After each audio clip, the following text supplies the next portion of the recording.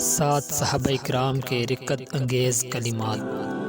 امیر المؤمنین حضرت سیدنا ابو بکر صدیق رضی اللہ عنہ نے ایک بار پرندے کو دیکھ کر فرمایا، اے پرندے، کاش میں تمہاری طرح ہوتا اور مجھے انسان نہ بنایا جاتا۔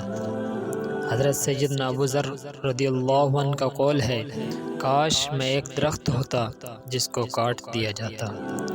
امیر المؤمنین حضرت سیدنا عثمان غنی رضی اللہ عنہ فرمایا کرتے، میں اس بات کو پسند کرتا ہوں کہ مجھے وفات کے بعد اٹھایا نہ جائے۔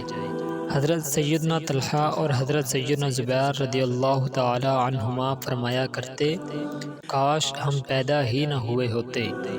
ام المؤمنین حضرت سیدنا عائشہ صدیقہ رضی اللہ عنہا فرمایا کرتی، کاش میں نسیم منسیہ یعنی کوئی بھولی بسری چیز ہوتی۔ حضرت سیدنا عبداللہ ابن مسعود رضی اللہ عنہ فرمایا کرتے، کاش میں رات